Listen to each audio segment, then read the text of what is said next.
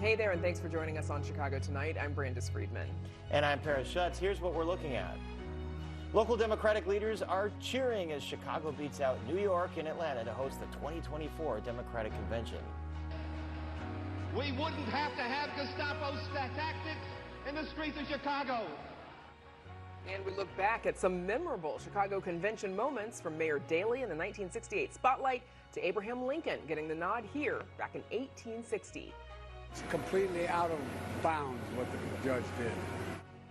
Access to an abortion pill is in legal limbo. We hear arguments from both sides of the issue. Chicago, in my opinion, is one of the best cities for the arts. And installations are underway for EXPO Chicago. Arts correspondent Angel Ito is live from Navy Pier with a preview of what you can expect for its 10th anniversary. Now to some of today's top stories. A longtime Madigan ally and precinct worker testifies he got paid by ComEd to do little or no work. Edward Moody, who is a key government witness, took the stand today to tell jurors he got checks from ComEd while he was actually doing work for former Illinois House Speaker Michael Madigan. It's part of the alleged bribery scheme that has ensnared 2 former ComEd executives and 2 Madigan-connected political consultants. Moody has also served as a Cook County Commissioner and as Cook County Recorder of Deeds before the office merged with the Cook County Clerk. And a federal jury convicts 3 former executives of a Chicago health tech startup in a billion-dollar corporate fraud scheme. Outcome Health co-founders Rishi Shah and Shraddha Agarwal, seen here on Chicago Tonight several years ago, as well as CFO Brad Purdy, were found guilty in a scheme to defraud the company's lenders and investors. The company installed TV screens and tablets in doctors' offices and sold advertising on those screens. But as part of the fraud scheme, the company overbilled its clients for advertising it never sold to them and inflated its revenue and lied to lenders about it. The convictions carry a maximum of 30 years in prison for each defendant. Nearly 900 faculty and staff across 3 Illinois universities are on strike this week as staff at Governor State University walked off the job. The Illinois Federation of Teachers says the unions at all 3 schools have been bargaining with their respective administrations for a collective 30 months. They argue that faculty sacrificed pay raises during the budget crisis under former Governor Bruce Rauner, and salary and workload are their biggest sticking points.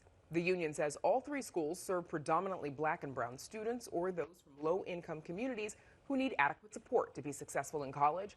Chicago State University has been on strike since April 3rd, Eastern Illinois University since April 6th. All 3 are still negotiating this week. Walmart announces it's closing 4 Chicago stores. The retail giant announced today it'll be closing stores in Chatham, Kenwood, Lakeview, and Little Village next Sunday. Walmart says its Chicago stores overall are losing tens of millions of dollars per year. And the company says employees at these particular stores can request transfers to other area Walmart or Sam's Club locations. Coming up in the program, the future of the abortion pill as 2 states see dueling court orders. But first, the DNC is coming to Chicago next summer. What we might expect, plus a look back at past conventions right after this. Chicago Tonight is made possible in part by Alexandra and John Nichols, the Jim and Kay Mabey family, the Polk Brothers Foundation, and the support of these donors.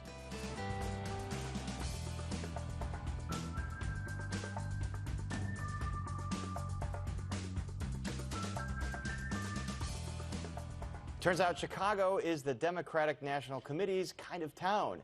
President Biden phoned Governor Pritzker this morning to deliver the news that the 2024 Democratic Convention will be held right here, where it has been many times before, including in 1996 and notoriously in 1968. So what clinched the deal this time for the city, and who is footing the bill for this massive and security-intensive party? Here with all of those details, plus her own analysis, is Governor J.B. Pritzker's Chief of Staff, Ann Caprara. Ann, welcome to Chicago Tonight. Thanks for being here. Thanks for having me, Paris. All right, Ann, so recount that conversation for us on the phone this morning. What did the president say? The president was on his way to Northern Ireland, so he got the governor. It was a short call, but he said to him, hey, we're coming to Chicago for the convention in 2024. The governor was ebullient. He's a positive guy on a good day. He was joyous today and just told the president, we're gonna throw a great party, be a great city to showcase all your success. And this is basically the culmination of 2 years of planning. So what went in to win this bid? That's correct. About 2 years ago, the governor and I were in his office. We had heard that the DNC had sent letters to various cities across the country inviting them to place a bid. We knew that Chicago was one of those cities, and we said, hey, we got to do this. It's a great city. The convention hasn't been here since 1996. It's a wonderful place to be in August, and we got to work because most of this bid, you hear about the politics, you hear about the fancy stuff, but actually a huge amount of logistics work went into presenting the bid to the DNC. How many hotel rooms could we offer? How many of those hotel rooms are accessible? What kind of security efforts? Using the United Center. They were a tremendous partner in all of this, just rolled out the red carpet for Democratic Party officials every time we had them in town. And, we went to work and got it done, and today it's been just a great day. And Chicago really does know how to host these major events, as they have many times over the last several years. I was a little skeptical at first because in the last few decades, the conventions tended to go to cities in swing states, Illinois not a swing state. So why do you think that wasn't a factor here? I think one of the points that we made to both the DNC and to the White House was that this is about the Midwest, and that we have really built a blue wall here in the Midwest. It's Illinois, it's Michigan, it's Minnesota, it's Wisconsin. The governor worked closely with the governors of each of those states on this bid, and we presented a united front, and we said, hey, we're the center of the country. We are where the Democratic Party's values are most important and have been most effective, and we really need to put that on display for the entire country and the entire world. All right, we talked with Senator Tammy Duckworth a little earlier, who was also a big part of this Integral effort. part of that bid. Right, and she's co-chair of the Democratic National Committee. She told us that she's been working on this for almost 2 years as well. Here's why she thinks Chicago was able to beat out New York and Atlanta. We're surrounded by battleground states with both senators who are up for re-election, but also states that are the ones that you're going to have to win on the path to the presidency: Wisconsin, Indiana, Pennsylvania, Ohio. Right. So we're going to rebuild the blue wall, and it starts with Chicago. And so it all sort of came together in terms of the Democratic Party values, in terms of geographic location, in terms of the capacity within the city to actually hold a convention of this scope. What about the concerns that because of the crime issue in Chicago, that Republicans might use the occasion to tie big city crime issues to Democrats? Look, I would hope that Republicans would try to attack everything that Illinois is and has become under Governor Pritzker and Democratic control over the last few years. We raised the minimum wage. We passed a massive infrastructure bill. We, like every city across the country, are dealing with an increase in crime. But I think, as we just saw in the mayoral election and even in the elections last year, our voters want a nuanced whole of, our city and government approach to attacking crime. And I think what we're going to be able to showcase is that when you elect Democrats, we balance the budget, we make sure that you're making a decent minimum wage, we protect your rights, we make sure that women can have the right to choose, that LGBTQA+ people can live their lives genuinely and openly, and that people can live successfully and happily in states where Democrats run things. And given what just happened in the mayor's race and city council, Chicago right now is sort of a center of the progressive movement. I mean, they have won more power here in this government than perhaps any other government in the country, municipal or otherwise. Does a convention like this pay for itself? The governor was saying it's not going to lose money, so how is it going to be paid for? Well, it's paid for through donors and donations from Democratic donors around the country, as well as businesses that want to contribute to the convention. There's no taxpayer dollars that go towards a convention.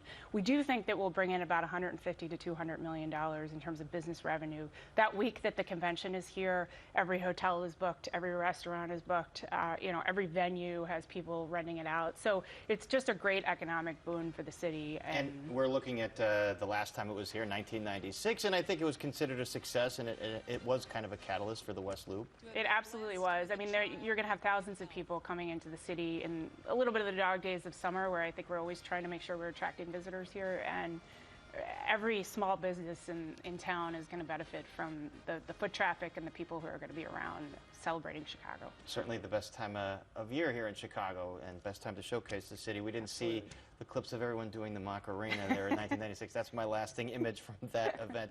All right, Ann Caprera, congratulations. Thanks very much for joining us. Thanks for having me, Paris. You bet. And now to Brandis and some of Chicago's political convention history. Brandis.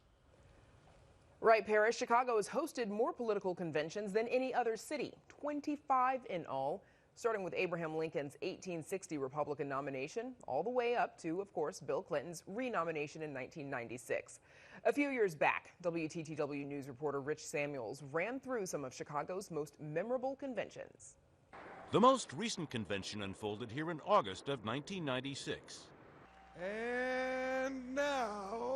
It was a Democratic event, you may recall, but in 1860, in a hastily built structure called the Wigwam, Chicago witnessed its first convention.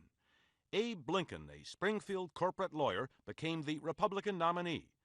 1968, when the Democrats nominated Hubert Humphrey, was Chicago's most memorable convention. The tape you're about to see was made about 30 to 40 minutes ago. Now we roll the tape. Wisconsin! Mr. Chairman, most delegates to this convention do not know that thousands of young people are being beaten in the streets of Chicago.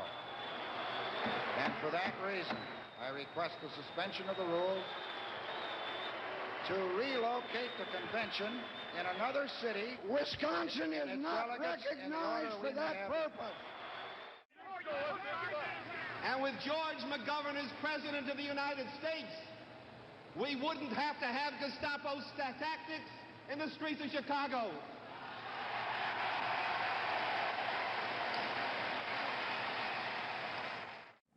The Democrats had happier times in 1932 at the Chicago Stadium of Blessed Memory. A constitutional revision allowing Americans to booze it up again was a key platform plank. We advocate the repeal of the 18th Amendment. The nominee, by the way, was Franklin Delano Roosevelt of New York, who said, "Your candidate wants to repeal."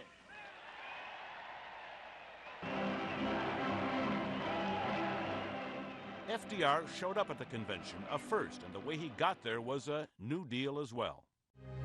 Upon word of his nomination, Governor Roosevelt broke all precedents the way he has by flying to Chicago. When his Ford Trimotor touched down at Midway, a crowd of 10,000 greeted him. Over the years, the parties have judged Chicago a top-notch convention venue, though Warren Harding in 1920 opined that Chicago was too expensive and lacked appropriate accommodations. Hey, look, there's Adlai Stevenson of Illinois and his running mate Estes Kefauver of Tennessee. Must be the amphitheater in 1956. And there's Richard J. Daley, 3 years before he became boss. The amphitheater in 1952. For Chicago Tonight, this is Rich Samuel.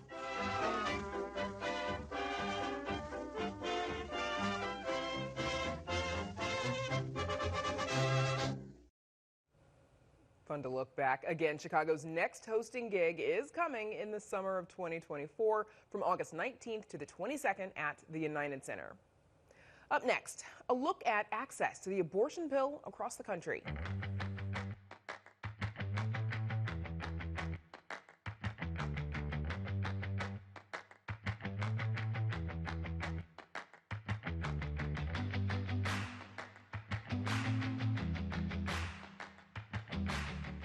The future of the abortion pill mifepristone is in limbo. A Texas judge ruled to suspend the decades-old FDA approval of the pill last week. That same day, a Washington state judge ordered the FDA not to suspend the pill's approval. Joining us to break down these rulings are Amory Clefetta, director of the Women's and Reproductive Rights Project for the ACLU of Illinois, and Mary Fiorito, the Cardinal Francis George Fellow at the Ethics and Public Policy Center. Thanks to you both for joining us. So, as we mentioned, mifepristone was approved over 20 years ago. Mary, why is a judge suspending its approval now? Well, a couple of reasons. When the drug was approved, as you mentioned 20 years ago, it was done so on an emergency basis. And the way to get an emergency basis sort of acceleration for a drug like mifepristone is because the drug treats life-threatening conditions in a patient that will provide with a care that no other drug can provide at that time. And that's not the case with pregnancy. It was kind of rushed through in the very final days of the Clinton administration, and none of the normal tests and research that would have been done on a drug that's being taken by both women but also adolescent girls was done. So the judge cited great concern. Those who brought the lawsuit before the judge were a group of physicians, including emergency room physicians, who have treated women who have come into their emergency rooms, personally treated with complications from taking the abortion pill. So I know that there are sometimes advocacy groups that will say it's safer than taking a Tylenol, but we know from studies that looked at 400,000 women in states where Medicaid pays for abortion, so they were able to track it through Medicaid funding, that it was actually 500% more likely for a woman to wind up in the emergency room after a chemical abortion than after a surgical abortion. So it has greater risks. Amory, what's your reaction to this ruling? I mean, this ruling is really unprecedented. It is very broad in its scope. It attempts to reach nationwide into states like Illinois and eliminate the use of mifepristone, a very safe, very commonly used medication. It is weak in the law. It is weak in its scientific analysis, and it's also really cruel. We know that this is a political move by anti-abortion groups, and it's coming at a time when we are already in a public health crisis because of the impact of the Dobbs decision. People are already having a difficult time accessing abortion care, and this order from the Texas court seeks to make it even harder for people to access the care that they need. Now, that same day, a Washington judge ruled for the FDA not to do anything that would impact mifepristone. Amory, what was the judge's reasoning there? So Illinois was one of several states that has gone to court in Washington to ask the FDA to maintain the status quo. Mifepristone has been more heavily regulated than its safety record would indicate. It's been safely used for over 2 decades by millions of women. So the state of Illinois went to court in Washington to ask the FDA to keep mifepristone available, and the court in Washington granted that relief. Mary, DOJ, the Department of Justice, is of course asking for clarifications. Are these two rulings in conflict?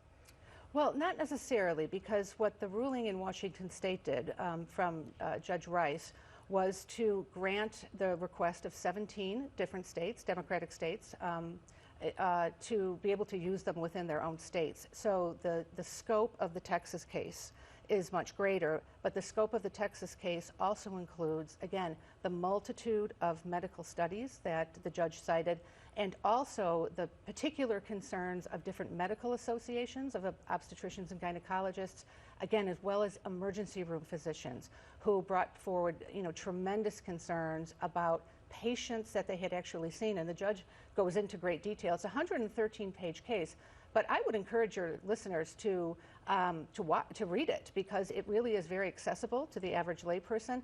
And he cites a multitude of different cases explaining why he believes that it really deserves a second look as a drug, to reevaluate it to see if it really does present that safety profile that we've been told that it does. Anne-Marie, we also know the Biden administration is appealing the Texas decision. What is next for these cases? Could we see another case at the Supreme Court on this? So ordinarily, when you have two potentially conflicting court orders like we have in this situation, that would be a case where a court of appeals and potentially the Supreme Court would step in and take some action. No matter what the Supreme Court does, abortion will remain legal here in Illinois and available here in Illinois. So regardless of what the Supreme Court does, that will be the case in this state. But even the Supreme Court may find that this Texas judge has really overstepped his bounds here. And Justice Alito himself is on the record, saying that decisions about medication safety are properly left to the FDA. That's not an area where courts should be coming in and second guessing. They are not the experts there. Mary, what's the likelihood that the Supreme Court has to wade back into the abortion debate? It's possible. I mean, it could be that the Fifth Circuit does enjoin the law or put a stay on it, but it's also quite possible that either way, the Biden administration might go to the Supreme Court in order to ask them to stay the law. And, hopefully there will be further fact-finding on mifepristone and its potential negative health effects, especially for young girls who are prepubescent. Okay, I think we'll have to leave it there. Obviously, a lot more to cover and to figure out here as this keeps moving along. Thanks to the both of you for joining us, Anne-Marie Cliffetta and Mary Fiorito. Thank you for having me. Thank you. There's more Chicago Tonight just ahead, so stick around.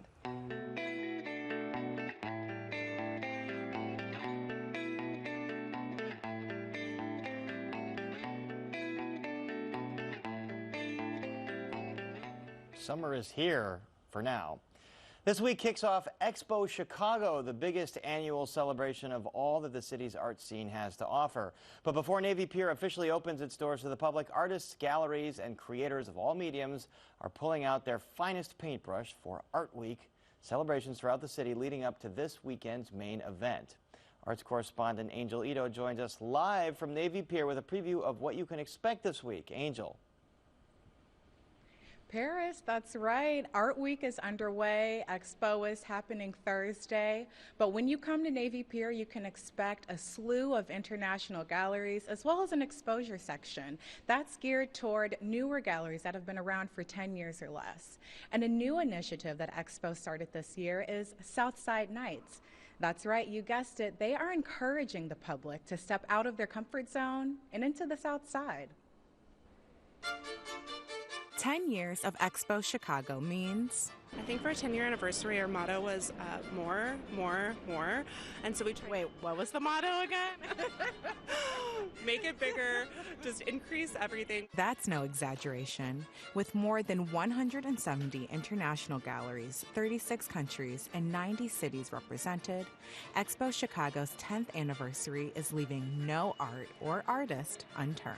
I think it's really important to show the fresh new artists and galleries that are on the scene, because that's really where it starts. A really cool program that we do is called Override with the City of Chicago and DCASE, and that allows us to connect local unrepresented artists with internationally represented artists from galleries that are doing the fair on digital billboards across the city. So it really places these unrepresented local Chicago artists with these internationally represented artists to have a really large platform. But this isn't the only way you'll be able to see emerging talent.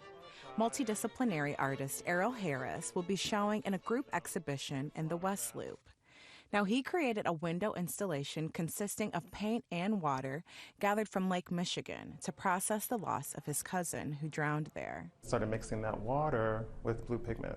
Started painting with it and putting it on my body, because I was kind of having this cathartic moment where I wanted to kind of connect to my cousin that was lost. All of a sudden it turned into being this kind of like cathedral type of window that was kind of excavated from some type of ruin or something. And it's been very magical to create a space where people can kind of peer off into the distance and dream, you know, but still see Chicago outside through the peaks of the little plastic pieces. Another new extension of Expo this year is Southside Nights, an initiative geared toward engaging the public with artists from that side of the city.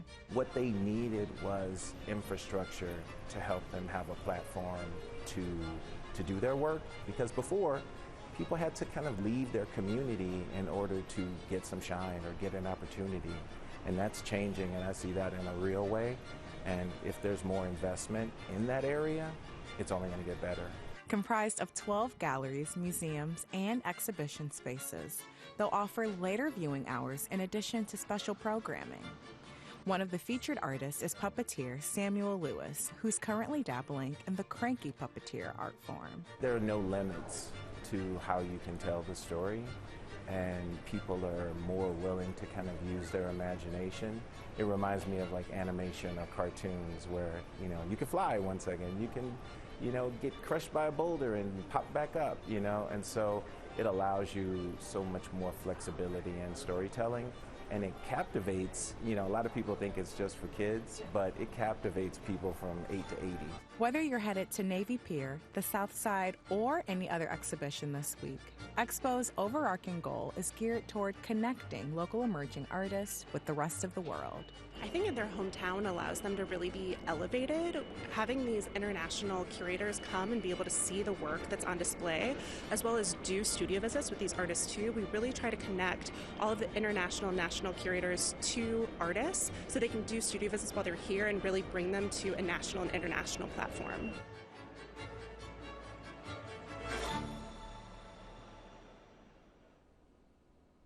Now, Southside Nights is in partnership with the University of Chicago and their galleries, and that kicked off this evening back in Hyde Park on the University of Chicago's campus at the Smart Museum.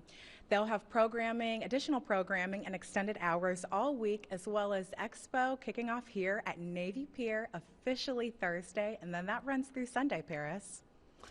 All right, Angel, and before we let you go, you just were telling us about Southside Nights. So tell us more about the institutions that are going to be involved with this. Absolutely. So the puppeteer, Samuel, that you all saw in my segment there, he'll be doing some work with the Smart Museum, so that'll be a great exhibit for you to check out. Also, a part of Southside Nights is a beautiful personal collection by CCH Pounder on display at the DuSable Museum, so definitely want to go and check that out.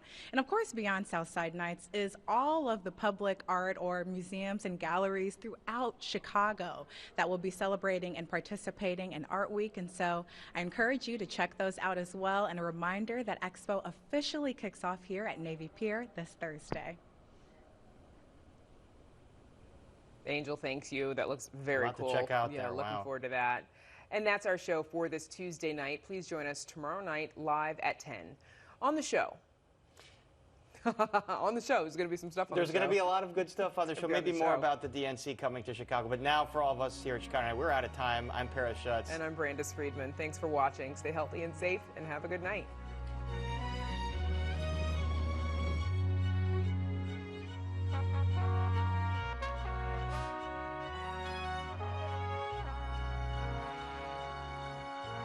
Closed captioning is made possible by Robert A. Clifford and Clifford Law Offices, a personal injury law firm dedicated to preserving the dignity and rights of all individuals.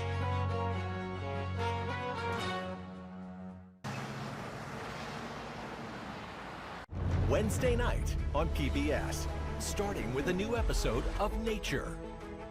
Beings that couldn't be more different, all connected by the sparkling little workers. Followed by a new episode of Nova. This affects our health, it affects the safety of our homes, it affects every aspect of our lives. New episodes of Nature and Nova.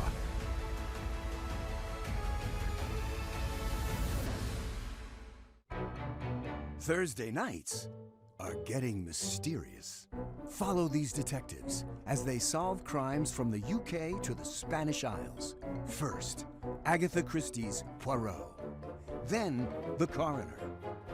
Followed by The Mallorca Files. Thursday nights on WTTW. You could drive off on your